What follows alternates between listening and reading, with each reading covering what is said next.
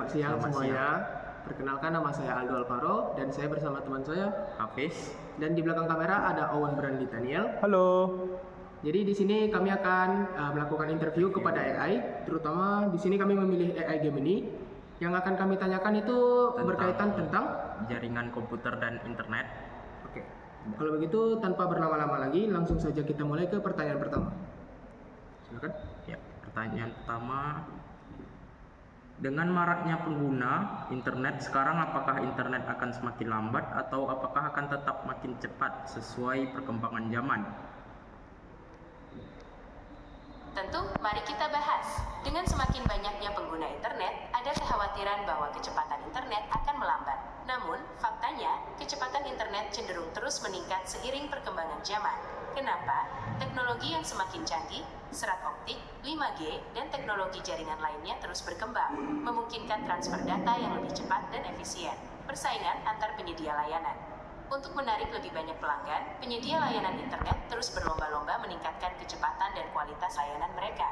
Kebutuhan pengguna yang terus meningkat. Seiring dengan meningkatnya aktivitas online seperti streaming video berkualitas tinggi, gaming online, dan bekerja dari rumah, permintaan akan koneksi internet yang lebih cepat juga semakin tinggi.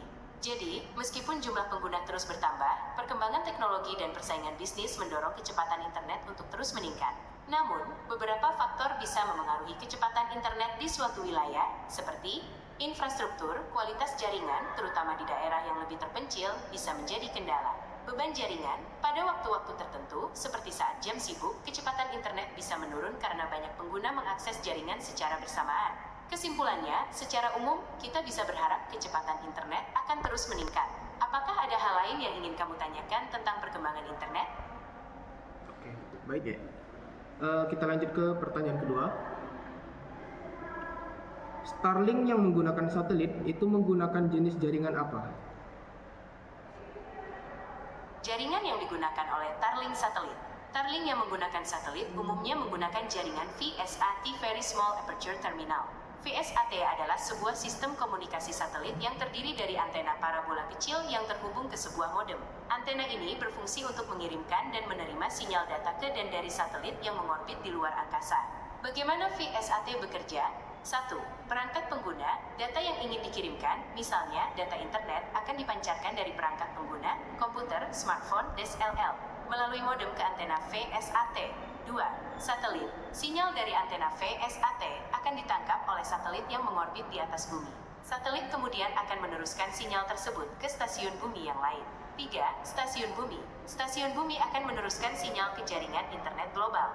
Oke, lanjut ke pertanyaan ketiga. Bagaimana menurut Anda tentang komplain dari ISP dalam negeri yang memaksa pemerintah untuk memblokir Starlink masuk ke Indonesia? Tentu, mari kita bahas komplain ISP dalam negeri terkait Starlink. Argumen ISP. Persaingan tidak sehat, ISP lokal khawatir Starlink akan menguasai pasar dan membuat mereka sulit bersaing. Investasi terancam. Investasi besar yang telah dilakukan ISP lokal dalam membangun infrastruktur bisa menjadi sia-sia jika banyak pengguna beralih ke Starlink.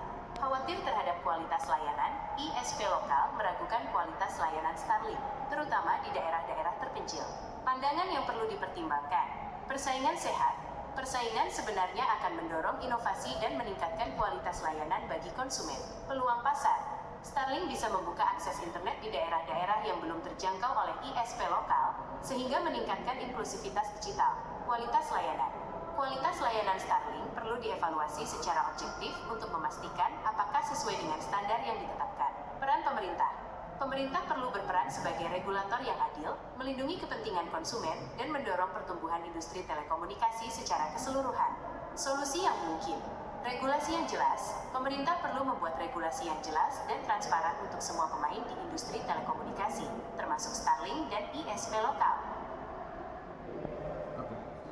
Oke, lanjut ke pertanyaan yang keempat. Apakah untuk melatih proses deep learning AI Gemini menggunakan internet yang besar? Tentu, saya bisa bantu jelaskan tentang melatih proses deep learning AI Gemini. Deep learning AI Gemini adalah model bahasa besar yang canggih. Melatih model seperti ini melibatkan proses yang kompleks dan membutuhkan sumber daya komputasi yang besar. Secara umum, proses pelatihan melibatkan pengumpulan data, mengumpulkan dataset yang sangat besar dan beragam untuk melatih model. Data ini bisa berupa teks, kode, atau kombinasi keduanya. Pemrosesan data, membersihkan, mengolah, dan mengubah data menjadi format yang dapat dipahami oleh model. Pembuatan model, mendesain arsitektur model yang merupakan rangkaian dari lapisan-lapisan neural network. Pelatihan, melakukan iterasi berulang-ulang untuk melatih model dengan data. Pada setiap iterasi, model akan membuat prediksi dan dibandingkan dengan hasil yang sebenarnya, kemudian menyesuaikan parameter internalnya untuk meningkatkan akurasi.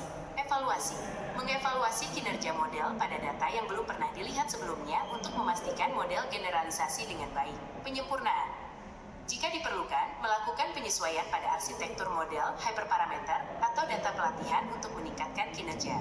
Tantangan dalam melatih Gemini, sumber daya komputasi, membutuhkan perangkat keras yang sangat kuat dan infrastruktur yang memadai.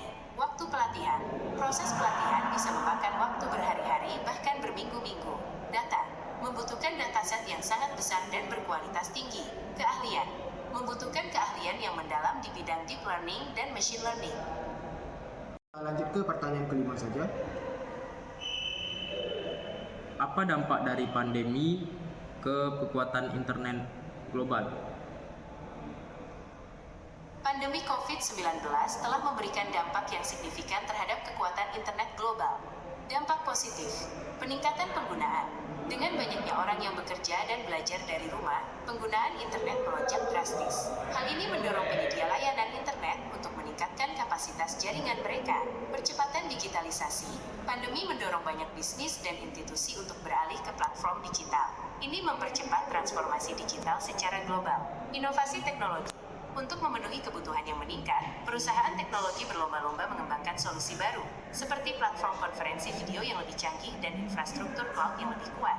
Dampak negatif, ketidakstabilan jaringan, lonjakan penggunaan yang tiba-tiba dapat menyebabkan jaringan menjadi kelebihan beban, mengakibatkan kecepatan internet melambat dan koneksi yang tidak stabil, terutama di daerah dengan infrastruktur yang kurang memadai. Kesenjangan digital. Pandemi memperparah kesenjangan digital antara negara maju dan berkembang. Negara-negara dengan infrastruktur yang lebih baik mampu beradaptasi dengan lebih baik, sedangkan negara-negara berkembang menghadapi tantangan dalam menyediakan akses internet yang memadai untuk semua warganya. Keamanan siber. Dengan meningkatnya aktivitas online, ancaman keamanan siber juga meningkat. Serangan cyber seperti phishing dan ransomware menjadi lebih sering terjadi. Oke. Kita lanjutkan ke pertanyaan yang keenam.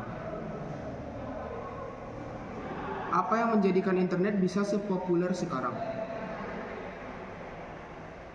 Internet telah menjadi bagian tak terpisahkan dari kehidupan kita sehari-hari. Popularitasnya yang luar biasa ini didorong oleh beberapa faktor utama.